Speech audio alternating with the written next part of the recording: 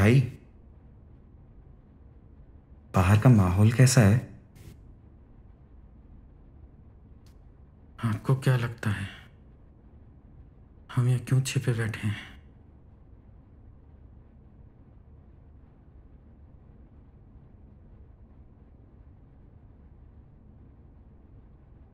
आप पुलिस से हैं क्या? नहीं भाई, थोड़ी देर शांत रहो। हम्म।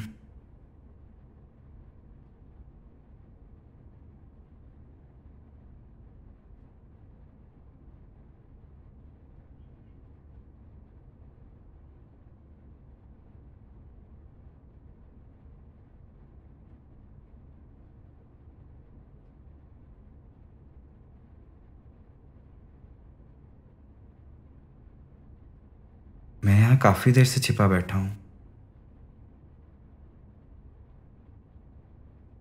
यहाँ की आवाज बिल्कुल बाहर नहीं जाती, इसलिए मुझे अभी तक कोई यहाँ ढूंढ नहीं पाया। कौन ढूंढ रहा है आपको? शायद वही लोग जिनसे छिपकर आप यहाँ बैठे हैं।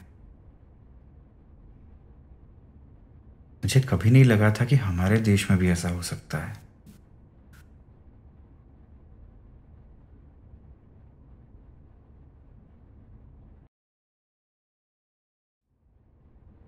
आप तो बड़े आदमी मालूम पड़ते हैं।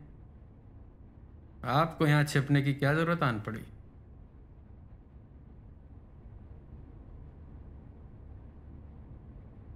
चेहरे का कपड़ा काफी अच्छा है वैसे आपका। ये मास्क, ये तो सस्ता है काफी, बस 20 का है।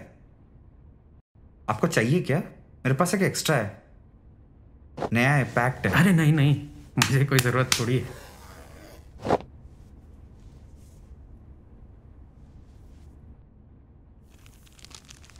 ये लीजिए, मुझे बीमारी नहीं है।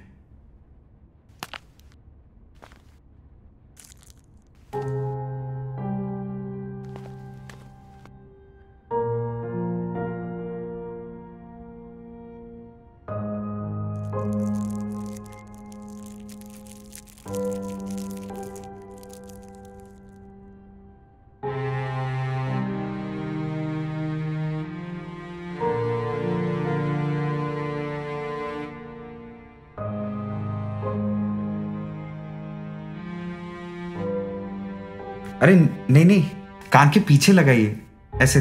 देखिए।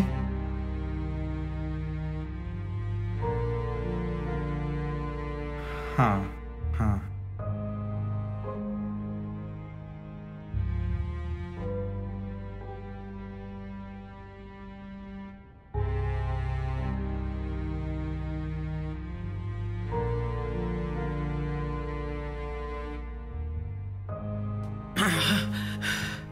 दम ही उड़ गया इसमें तो।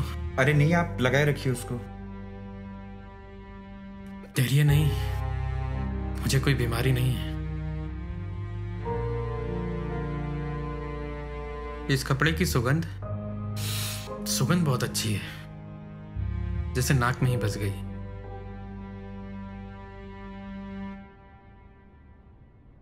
पर 20 पैसे के लिए महंगा नहीं है। 20 पैसे? नहीं भाई, 20 रुपए का है। हाँ, 20 के हिसाब से क्वालिटी इतनी अच्छी नहीं है, लेकिन ठीक है।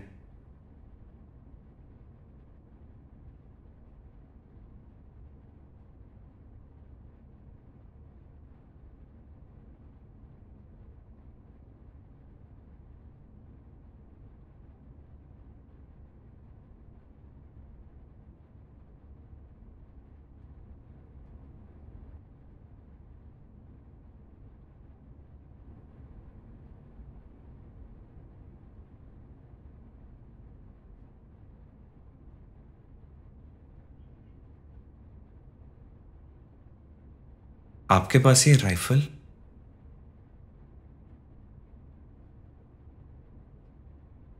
हाँ, ये पैसे अच्छे दे रहे थे, कर ली मैंने नौकरी।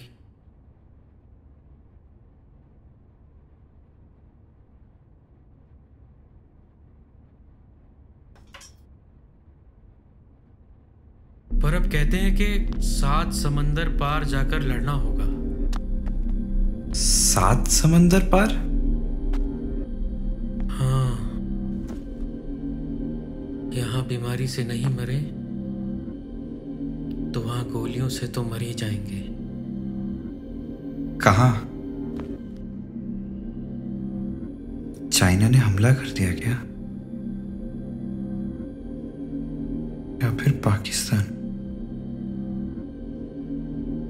पर 7 समंदर?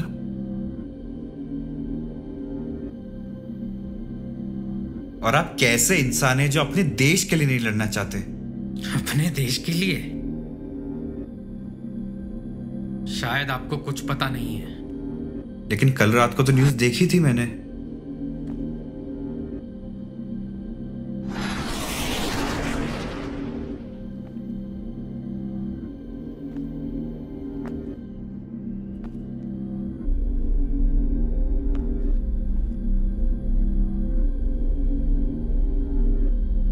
सेना में हमारे लोग ही हमें वहां भेजने पर तुले हुए हैं कि सबको पता है कि जर्मनियों के हाथों हमारी मौत हो जानी है।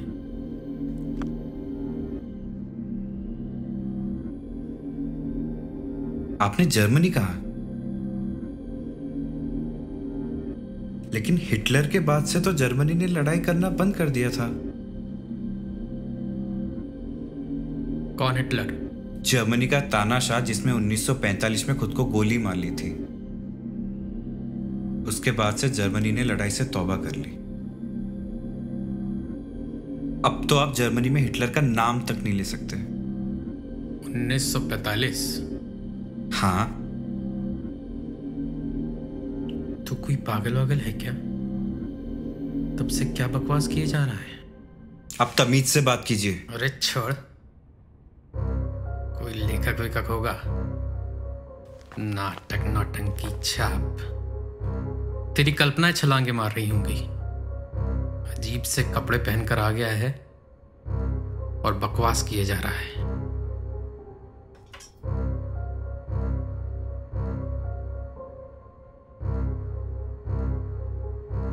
मैं आपको कुछ नहीं कह रहा हूं, आप भी मुझे कुछ मत कहिए। तो तुम 1918 को 1945 का होगे तो कोई भी तुम्हें पागल ही कहेगा। आप गलत समझ रहे हैं। हिटलर विश्व युद्ध 1 में नहीं 2 में था। एक तो 1918 में ही खत्म हो गया था। क्या लगा रखा है? ये 1918 है। बाहर युद्ध अभी भी चल रहा है। तुझे क्या लगता है मैं यहाँ क्यों भाग कर आया हूं? नहीं भाई, ये 2020 है। कोरोना नाम की बीमारी ने पूरी दुनिया को अपने कब्जे में कर रखा है और इसलिए आप अपने चेहरे पर ये मास्क लगाए घूम रहे हैं। 2020? 100 साल आगे चले गए। ये 1918 है और बॉम्बे फीवर से बचने के लिए मैंने अपने मुंह पर ये कपड़ा बांधा हुआ था।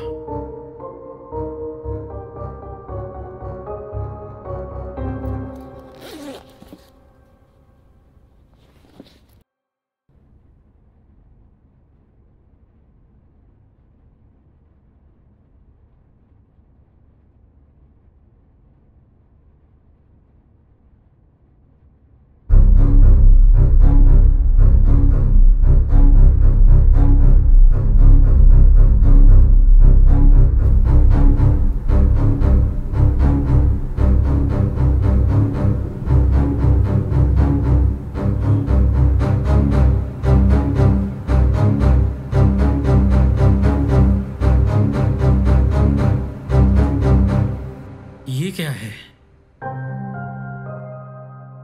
मोबाइल है।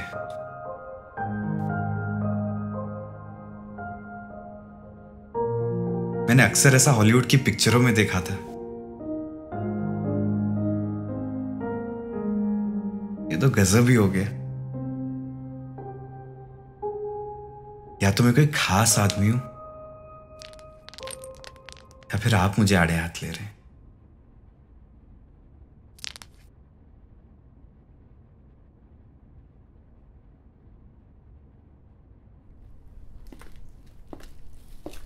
मैंने आप जैसे लोगों के बारे में पढ़ा है।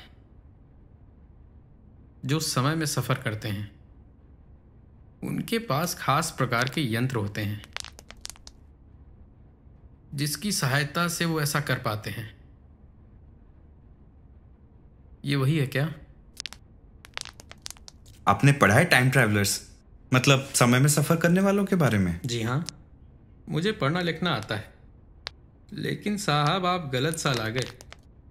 एक तो ये युद्ध, दूसरी ये बीमारी। आपको तो सन 1913 में आना चाहिए था। ऐसा क्या हुआ था 1913 में? मैं इस यंत्र का इस्तेमाल करके 1913 में जा सकता हूं? ये आपको क्या लगता है मैं आपका ये यंत्र लेकर कहीं भाग जाऊंगा? ये यंत्र नहीं है, और मुझे नहीं पता कि मैं यहां कैसे आया।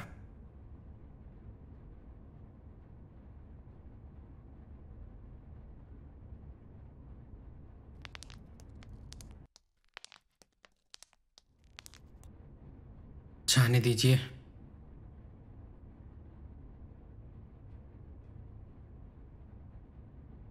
अच्छा, तभी आपने कहा कि युद्ध 1918 में खत्म हो जाता है।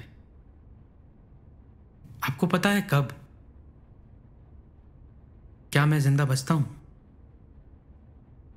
मुझे एग्जैक्ट डेट तो याद नहीं है, लेकिन हाँ, 1918 में ही खत्म हुआ था।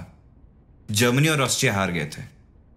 मैं जरूर कोई खास आदमी हूं जो आप इस तरह 100 वर्षों का समय का सफर तय करके मुझे बचाने आए हैं।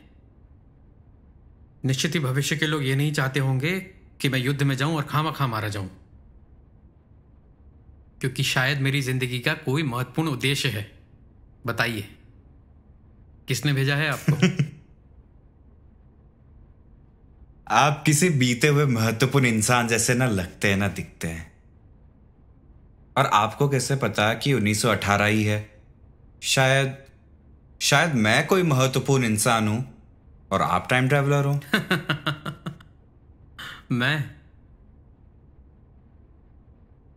वैसे आप भाग किससे रहे हैं?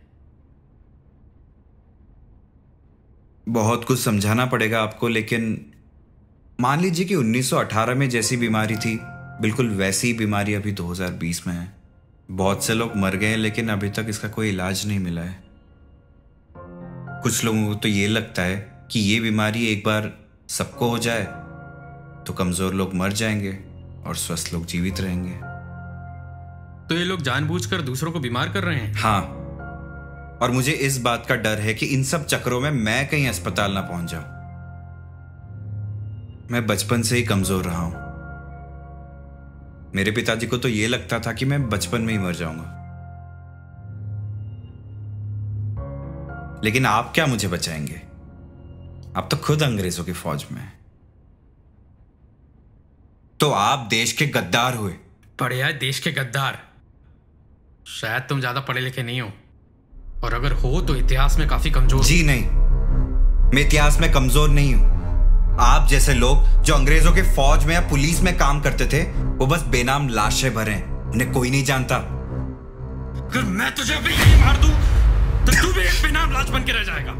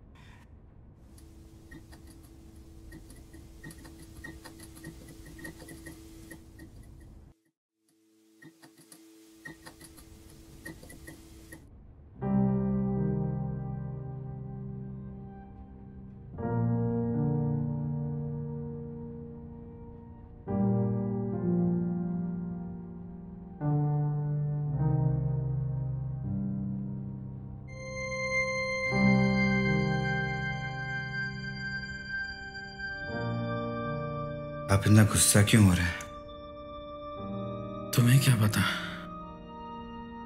पराई जमीन पर एक अजनबी की हैसियत से मर जाना कितना खौफनाक होता है। तो मत जाइए विदेश, छोड़ दीजिए फौज और लड़िए अपने देश के लिए। और खाएंगे क्या?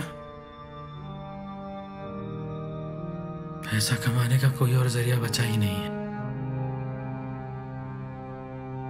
ये आजादी वाजादी अमीरों के शौक होते हैं, हम जैसे गरीब इसे नहीं पाल सकते। शौक?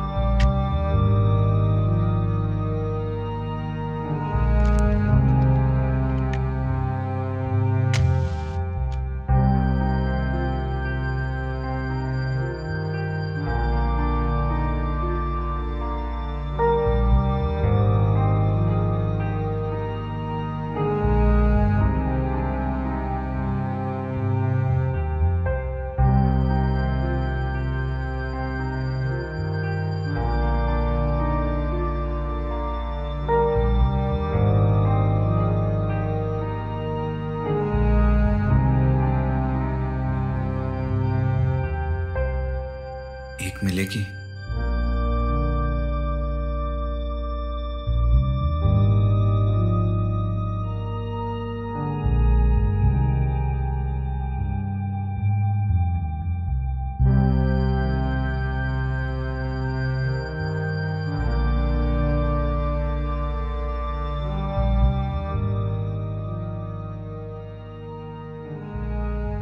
हमारे लिए ये जरूरी है कि हम अपनी जान बचाए रखें।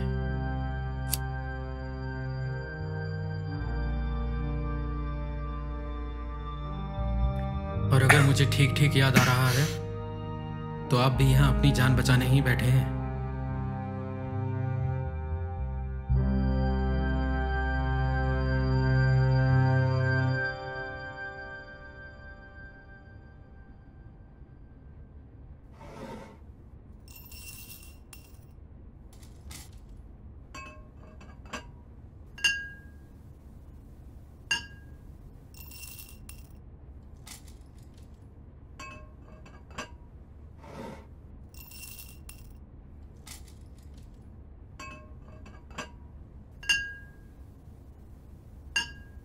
अच्छा, हमारा नया राजा कौन है? मानना पड़ेगा आपको, आपके सवाल बड़े दिलचस्प हैं।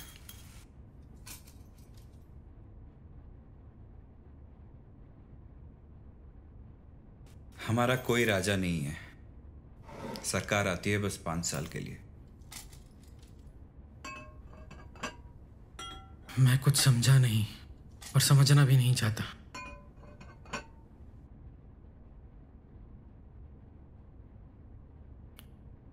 वैसे भी भागने के बाद मेरी नौकरी तो गई, मैं भी तंग आ चुका था। अब तो शायद मुझे अंग्रेजों के खिलाफ ही लड़ना पड़े। अच्छा ही हुआ।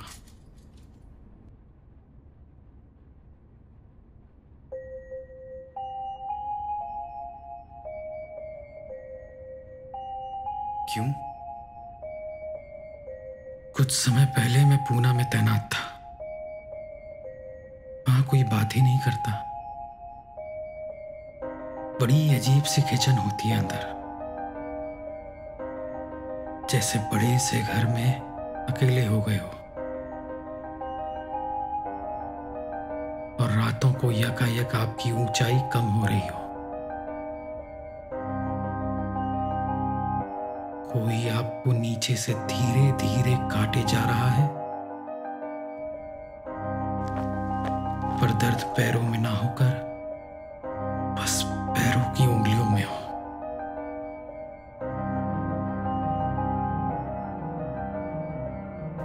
तुम पुनर्जन्म में विश्वास रखते हो?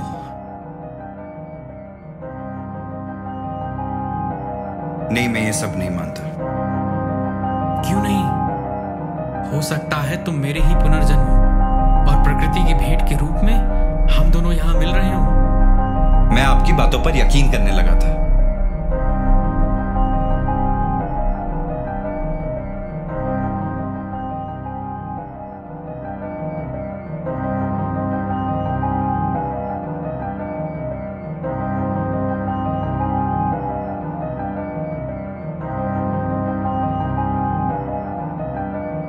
लेकिन अभी खुद पर शक हो रहा है।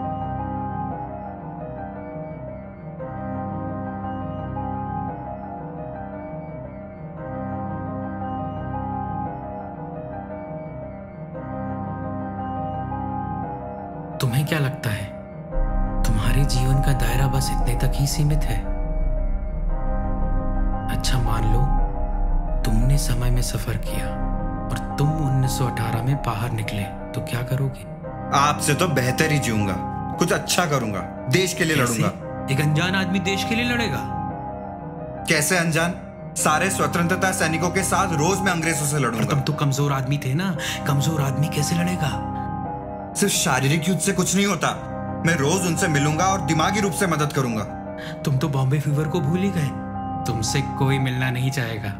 हाँ, तो बॉम्बे फीवर खत्म होने तक किसी से नहीं मिलूंगा, घर पर ही रहूंगा। घर पर रहकर क्या करोगे? अकेले इंतजार करूंगा सही समय आने का। सही समय? फिर से अकेले?